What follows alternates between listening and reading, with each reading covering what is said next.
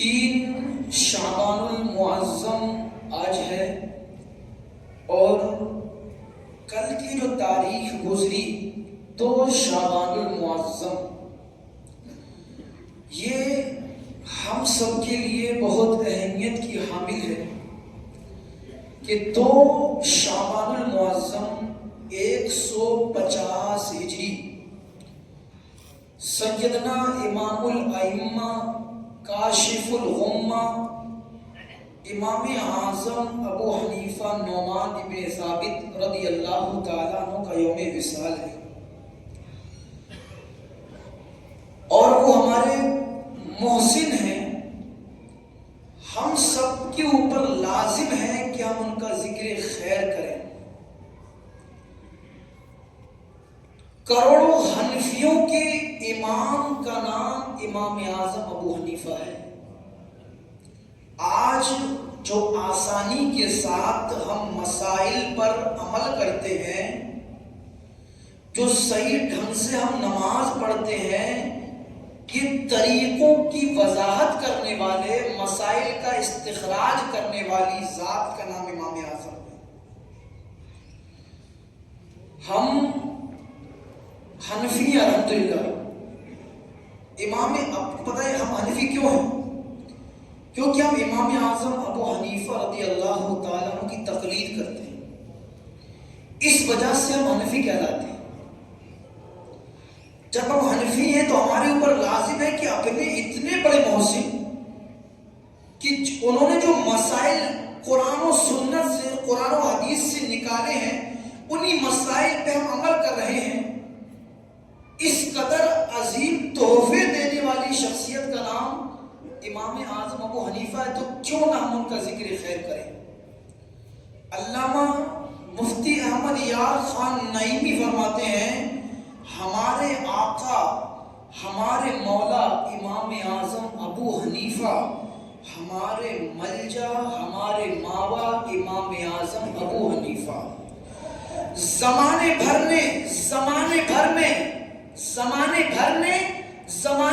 میں بہت تجسس کیا، لیکن ملا نہ کوئی امام تم سا امام اعظم ابو حنیفہ، ملا نہ کوئی امام تم سا امام اعظم ابو حنیفہ، اور سپہر علم و عمل کے سورج تم ہی ہو سب میں، سپہر علم و عمل کے سورج تم ہی ہو سب میں، تمہارے تارے تمہیں سے چمکا ہے جو بھی چمکا امام اعظم ابو حنیفہ، ہمارے آقا، ہمارے مولا امام اعظم ابو حنیفہ۔ حضرات محترم، سیدنا امام اعظم ابو حنیفہ رضی اللہ تعالیٰ عنہ کے متعلق محدثین یہ فرماتے ہیں، اے لوگوں، اگر اللہ امام اعظم رضی اللہ تعالیٰ عنہ کو پیدا نہ کرتا تو ہمارے لیے دین کو سمجھنا بہت مشکل ہو جاتا۔ اور حضرت عبداللہ ابن مبارک فرماتے ہیں کہ اور لوگوں کا دماغ اس بات کی تہ تک 200 سال کے بعد پہنچتا ہے یا پہنچے گا، جس بات کی گہرائی میں، جس مسئلے کی گہرائی میں امام اعظم کا دماغ فوراً پہنچ جاتا ہے۔ بڑے بڑے محدث، بڑے بڑے فقہا آپ کی بارگاہ میں زانوئے تلمس طے کرتے نظر آتے تھے، آپ کی شاگردی کو اختیار کرتے نظر آتے تھے۔ امام اعظم رضی اللہ تعالیٰ عنہ کی ذات پر کچھ ظالم اعتراض کرتے کہ امام اعظم ابو حنیفہ کو تو حدیث یاد نہیں تھی۔ ہم حنفیوں پر طعنہ کستے ہیں، ہمیں الزام دیتے کہ تم ان امام کی پیروی کرتے ہو جنہیں حدیث یاد نہیں تھی، معاذ اللہ، صرف 17 حدیثیں ان کو آتی تھی، اس کے علاوہ حدیثیں نہیں جانتے تھے۔ مگر یاد رکھیں، یہ جھوٹی بات ہے، یہ غیر مقلدین اہل حدیث کی طرف سے پھیلا ہوا ایک جھوٹا پروپیگنڈا ہے۔ میں بتانا چاہتا ہوں امام اعظم کی ذات کون سی ذات ہے، کس قدر عظمت و رفعت والی ذات ہے۔ حضرت امام ابو یوسف کہتے ہیں کہ میں نے جب امام اعظم کی شاگردی اختیار کی اور جب میں دیگر محدثین کے پاس میں جاتا تھا ان سے حدیثیں سنتا تھا. وہی حدیثیں جب میں امام اعظم کے پاس میں آ کے بیان کرتا تھا تو امام اعظم رضی اللہ تعالیٰ عنہ بیان فرماتے, اے ابو یوسف یہ حدیث صحیح ہے, اے ابو یوسف اس حدیث کے اندر کمی ہے, اس حدیث کے اندر ضعف ہے. تو میں پوچھتا حضور آپ نے تو یہ حدیثیں پڑھی نہیں, آپ کیسے بتا دیتے ہیں؟ تو آپ فرماتے ہیں کہ پورے کوفے کے اندر اگر علم حدیث میں کوئی کسی سے رجوع کرتا ہے تو وہ میری ذات ہے. سارے محدثین کسی کے پاس جاتے تھے تو امام اعظم رضی اللہ تعالیٰ عنہ کی بارگاہ میں جا کے علم حدیث کو حاصل کرتے تھے, ان پر اعتماد کرتے تھے. آپ کی ذات مرجع فتاوا, آپ کی ذات معتمد تھی کہ لوگ آپ کی بارگاہ میں آ کے اس کی تصحیح کیا کرتے تھے, لوگ آپ کی بارگاہ میں آ کے علم حدیث حاصل کیا کرتے تھے. یہ امام اعظم رضی اللہ تعالیٰ عنہ کی ذات ہے. مگر ہم حنفیوں کے اوپر لوگوں نے یہ اعتراض کیا کہ جن کی تم پیروی کرتے ہو تو عقل سے اور رائے سے فتویٰ دیتے تھے, ان کی بات قابل اعتبار نہیں. معاذ اللہ رب العالمین, پوری دنیا کے اندر جس امام کو فالو کرنے والے سب سے زیادہ موجود ہیں وہ امام اعظم رضی اللہ تعالیٰ عنہ, جن کی ہم تقلید کرتے ہیں, جن کی بتائے ہوئے طریقے پہ آج ہم مسائل سے فائدہ اٹھاتے ہیں. اور اے لوگوں یہ بات سنتے چلو, حضرت امام اعظم رضی اللہ تعالیٰ عنہ کی ذات وہ ذات ہے, اللہ کے رسول صلی اللہ تعالیٰ علیہ وسلم نے احادیث میں ان کی طرف اشارہ کیا ہے, بشارت دی ہے.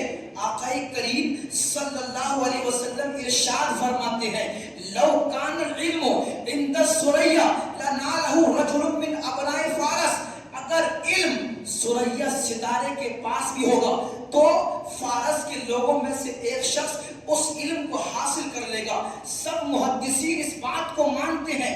اس حدیث میں جس شخصیت کی طرف اشارہ کیا گیا ہے وہ کوئی اور ذات نہیں ہے, وہ امام اعظم رضی اللہ تعالیٰ عنہ کی ذات ہے.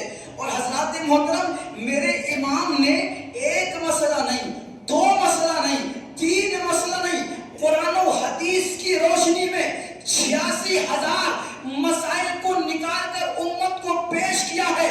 تم کہتے ہو کہ امام اعظم کو حدیث سے نہیں آتی, اگر ایک مسئلے کو ایک حدیث سے نکالا ہو تب بھی 86,000 حدیثیں ایسے ہی ہو جاتی ہیں. اللہ اکبر, امام اعظم اس ذات کا نام ہے جس ذات نے اس امت کو قرآن و حدیث کی روشنی میں 86,000 مسائل کا مجموعہ دیا ہے کہ امت آج ان کے احسان کی تلے دبی ہوئی ہے. اللہ اکبر, امام اعظم رضی اللہ تعالیٰ عنہ کی ذات, آپ کے فضائل کو ملاحظہ کرتے چلیں اور ان دشمنوں کو بتاتے چلیں جو میرے امام کی شان میں گستاخی کرتے نظر آتے ہیں اور ان کے علم پر اعتراض کرتے ہوئے نظر آتے ہیں. کیا علم تھا میرے امام کا اور کیا عقل تھی. امام ابو زید مروزی کہتے ہیں, لو وزن عقل نصف اہل الارض بعقل ابی حنیفہ لرجح عقل ابی حنیفہ, اگر آدھی دنیا کی عقل کو ترازو کے ایک پلے میں رکھا جائے اور امام اعظم کی عقل کو ترازو کے دوسرے پلے میں رکھا جائے تو جس پلے کے اندر امام اعظم کی عقل ہوگی وہ پلہ غالب ہو جائے گا. اس طریقے سے امام اعظم کی ذہانت تھی. حضرات محترم, امام اعظم رضی اللہ تعالیٰ عنہ کے استاذ ہیں جن کا نام حضرت سلیمان ابن عامش. آپ کو معلوم ہے آپ ان کی بارگاہ میں علم حدیث حاصل کرنے کے لیے 2 سال تک رہے. 2 سال تک امام اعظم نے ان سے علم حدیث حاصل کیا. مگر امام اعظم کا مرتبہ دیکھیں, میں آپ کو بتانا چاہتا ہوں, حدیثیں بہت لوگ پڑھتے ہیں مگر حدیثوں کو پڑھ لینا یہ کمال کی بات نہیں ہے. حدیثوں کو پڑھ کر اس سے مسئلہ نکال لینا, قرآن کو پڑھ کر اس سے مسئلہ نکال لینا یہ کمال کی بات ہے. امام اعظم کے استاذ ہیں حضرت سلیمان ابن عامش. 2 سال تک امام اعظم ان کی بارگاہ میں علم حدیث پڑھ رہے ہیں. اب ایک بندہ آتا ہے اور یہ عرض کرتا ہے سلیمان ابن عامش کی بارگاہ میں آ کر, حضور میرے 100 سوال ہیں, ایک کے بعد دوسرا سوال, تیسرا سوال, چوتھا سوال. اس نے ترتیب بار 100 سوال پوچھے کہ اس کا جواب دو. سلیمان ابن عامش خاموش ہیں. بازو میں حضرت امام اعظم ابو حنیفہ موجود ہیں. عرض کرتے, حضور میں آپ کا شاگرد ہوں, اگر آپ مجھے اجازت دیں تو تو میں اس کے مسائل کا حل پیش کر دیتا ہوں، اس کے سوالات کا جواب دے دیتا ہوں۔ ایک مسئلہ نہیں تھا، یاد رکھنا، ایک مسئلہ نہیں تھا، 100 مسئلے پوچھنے آیا تھا، 100 سوالات وہ پوچھنے کے لیے آیا تھا۔ امام اعظم کی ذہانت کو دیکھو، اس نے جو پہلا مسئلہ پوچھا، آپ نے ترتیب کے ساتھ، حضرات ترتیب یاد رکھنا کہ پہلا کون سا پوچھا تھا، دوسرا کون سا پوچھا تھا، یہ بھی بڑی بات ہے۔ امام اعظم فرماتے ہیں، اے سائل، تم نے یہ پہلا مسئلہ جو پوچھا ہے اس کا جواب یہ ہے، اور حدیث پیش کر دی۔ دوسرا مسئلہ کہا کہ تم نے دوسرا مسئلہ یہ پوچھا، اس کا جواب یہ ہے، حدیث پیش کر دی۔ ایسے ہی آپ نے حدیثوں کی روشنی میں اس کے سارے سوالات کا جواب دے دیا۔ اللہ اکبر! اب آپ کے استاد جن کی بارگاہ میں رہ کر امام اعظم 2 سال تک علم حدیث حاصل کر رہے ہیں، حضرت سلیمان ابن عامش کہتے ہیں، اے امام اعظم، تم نے یہ مسائل کہاں سے بتا دیے؟ تو آپ عرض کرتے ہیں، حضور آپ نے فلاں وقت میں یہ حدیث بیان کی تھی، یہ مسئلہ میں نے اس حدیث سے نکالا ہے، فلاں وقت میں آپ نے یہ حدیث بیان کی تھی، میں نے یہ مسئلہ اس حدیث سے نکالا ہے۔ اللہ اکبر! آج کے غیر مقلدین امام اعظم رضی اللہ تعالیٰ عنہ کی ذات پہ اعتراض کرتے ہیں، مگر ان کے استاذ کہتے ہیں، یا معاشر الفقراء، یا معاشر الفقہاء، انتم الاطباء ونحن السیادلہ وایھا الرجل اخذت بکلا الطرفین۔ اللہ اکبر! آپ کے استاذ فرماتے ہیں، اے فقہاء کی جماعت، تم ڈاکٹر ہو، تم طبیب ہو، اور ہم تو یہ میڈیکل والے ہیں، ہمارے پاس دوائیں ہیں، تمہارے پاس میں علم حدیث بھی ہے، تمہارے پاس میں علم قرآن بھی ہے، اور اس سے تم مسئلہ بھی نکال لیتے ہو، کون سی دوا کہاں کام آئے گی یہ بھی بتا دیتے ہو۔ اور اے شخص، تمہیں دونوں علم ملا ہے، تمہیں حدیث کا علم بھی ملا ہے، تمہیں فقاہت بھی ملی ہے۔ حضرات محترم، ایسا بہت ہوتا ہے کہ بندے کو حدیث تو یاد آتی ہے، مگر وہ اس کا مفہوم اور اس سے مسئلہ نہیں نکال پاتا ہے۔ اس بات کی صراحت رسول کریم صلی اللہ علیہ وسلم نے ارشاد فرمائی۔ آقا کریم صلی اللہ علیہ وسلم فرماتے ہیں، فَرُبَّ حَامِلُ فِقْهٍ غَيْرُ فَقِيهٍ، بہت سے علم حدیث پڑھنے والے ہوں گے مگر وہ فقیہ نہیں ہوں گے، علم فقہ انہیں نہیں ہوگا، مسئلہ نکالنے کا طریقہ انہیں نہیں ہوگا۔ دوسری حدیث میں آقا فرماتے ہیں، فَرُبَّ حَامِلُ فِقْهٍ إِلَّا هُوَ مَنْ أَفْقَهَ مِنْهُ، کہ بہت سے فقیہ، بہت سے علم حدیث پڑھنے والے ہوں گے کہ وہ دوسروں تک حدیثوں کو پہنچائیں گے، تو جن کے پاس حدیث پہنچے گی وہ ان سے زیادہ مسئلے نکالنے والے ہوں گے۔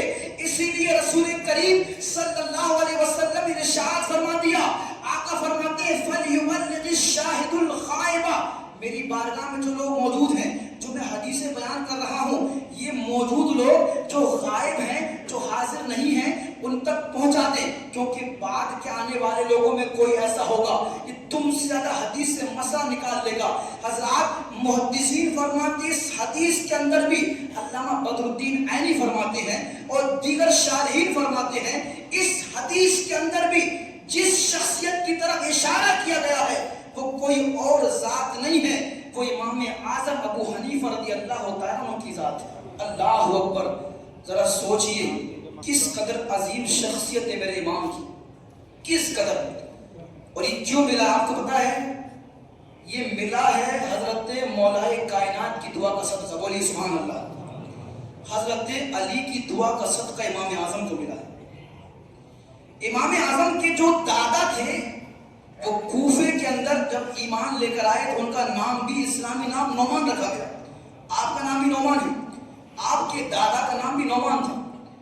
آپ کے دادا امام اعظم کے دادا حضرت مولائے کائنات رضی اللہ تعالیٰ عنہ جو بابو، اللہ پر بابو علم ہے، اللہ کے رسول صلی اللہ علیہ وسلم نے ارشاد فرمایا، انا مدینۃ العلم وعلی بابها، میں علم کا شہر ہوں، علی اس کے دروازے ہیں۔ اسی مولائے کائنات کی بارگاہ میں حضرت امام اعظم کے دادا جاتے ہیں اور اپنے بیٹے ثابت کو، جو امام اعظم کے والد ہیں، ان کو لے کے جاتے ہیں۔ ایک بار جب امام اعظم کے والد کو آپ کے دادا لے کر گئے تو مولائے کائنات مشکل کشا فاتح خیبر داماد پیغمبر کی بارگاہ میں عرض کہ حضور اس کے لیے دعا کر دیں۔ حضرت مولائے کائنات فرماتے ہیں، یہ جو ثابت ہے اس کی پشت سے ایک بیٹا پیدا ہوگا اور اس کا علم اس قدر پھیلے گا کہ اس کے علم کی روشنی سے پوری دنیا منور ہو جائے گی، پوری کائنات کی دعا کا صدقہ ہے کہ آج پوری دنیا میں حضرت امام اعظم کے علم کی روشنی پڑ رہی ہے. پوری دنیا میں امام اعظم کے ماننے والے حنفی لوگ موجود ہیں. اللہ اکبر.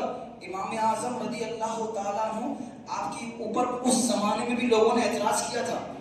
بات پھیل گئی کہ امام اعظم آپ جو ہے رسول اللہ صلی اللہ علیہ وسلم کے دین سے کھلواڑ کرتے ہیں, آپ جو ہے حدیثوں کو چھوڑ دیتے ہیں اور اپنی عقل سے فتویٰ دیتے ہیں.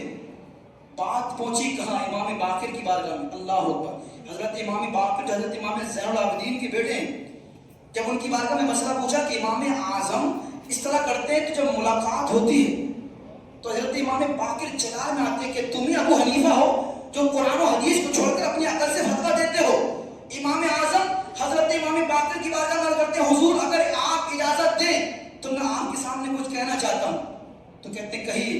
اللہ اکبر. امام اعظم عرض کرتے ہیں حضور یہ بتائیے کہ صنف کے لحاظ سے مرد طاقتور ہے یا عورت طاقتور ہے؟ کمزور کون ہے دونوں میں؟ عورت کمزور ہے یا مرد کمزور ہے؟ امام باقر فرماتے ہیں کہ عورت ہی کمزور ہے. کہتے ہیں اگر میں عقل کے اعتبار سے فتویٰ دیتا, اگر میں رائے کے اعتبار سے فتویٰ دیتا تو میں یہ فتویٰ دیتا کہ قرآن میں تو یہ کہا گیا للذکر مثل حظ الانثیین کہ عورت کو جو ملے گا مرد کا آدھا ملے گا, مرد کو ڈبل ملے گا, عورت کو ایک حصہ ملے گا وراثت کے اندر. اگر کمزوری کا لحاظ کیا جاتا, اگر عقل سے دیکھا جاتا تو عورت کو ڈبل ملنا چاہیے. یہ قرآن کا فیصلہ ہے. ابو حنیفہ قرآن کے خلاف نہیں جاتا, جو قرآن میں اسی پر فتویٰ دیتا ہے. دوسرا مسئلہ آپ نے پیش کیا حضور یہ بتائیے کہ نماز افضل ہے کہ روزہ افضل ہے؟ تو امام باقر فرماتے ہیں کہ نماز افضل ہے. فرمایا جب عورتوں کو پیریڈ کا زمانہ ہوتا ہے اگر اس زمانے میں نماز قضا ہوتی ہے تو معاف ہے, مگر رمضان کا مہینہ آ جائے اور یہ معاملہ ہو جائے تو روزے بعد میں رکھنی پڑیں گی. جب نماز افضل ہے تو ایسا ہونا چاہیے تھا کہ نماز کی تو قضا ہونا چاہیے تھی مگر روزے کی قضا نہیں ہونا چاہیے تھی. جبکہ اللہ کے رسول صلی اللہ علیہ وسلم کی بارگاہ میں جب حضرت ام سلمہ نے پوچھا تو آقا کریم صلی اللہ علیہ وسلم نے یہ حکم ارشاد فرمایا کہ ان ایام میں اگر نمازیں قضا ہوتی ہیں تو قضا ہے, وہ معاف ہیں, ان کو قضا کرنے کی دہرانے کی ضرورت نہیں ہے. مگر روزے آ جائیں اور اگر وہ قضا ہوں تو بعد میں دہرانے ہوں گے. کہتے اگر میں اپنی عقل سے فیصلہ کرتا, اپنی رائے سے فیصلہ کرتا تو میں یہ کہتا کہ نہیں نمازوں کو دہرانا چاہیے, روزوں کو نہیں دہرانا چاہیے. میں وہی بات کرتا ہوں جو قرآن میں ہوتی ہے, جو حدیث میں ہوتی ہے. میں پہلے قرآن کو دیکھتا ہوں, اسی طریقے کو اپناتا ہوں جو حضرت معاذ ابن جبل نے اپنایا تھا کہ پہلے میں مسئلے کو قرآن میں دیکھتا ہوں, پھر حدیث میں دیکھتا ہوں, پھر میں امت کا اجماع دیکھتا ہوں, پھر بعد میں قرآن و حدیث سے مسئلے کو نکالتا ہوں. جب امام باقر نے یہ بات سنی تو آپ نے حضرت امام اعظم کی پیشانی کو چوم لیا اور آپ نے ارشاد فرمایا جب تک تمہارے جیسا مرد قلندر, مرد فقیہ اور مرد محدث موجود ہے میرے نبی کی, میرے نانا کی حدیثوں کو کوئی رد نہیں کر سکتا ہے, میرے نانا کی حدیثوں کو کوئی بیکار نہیں کہہ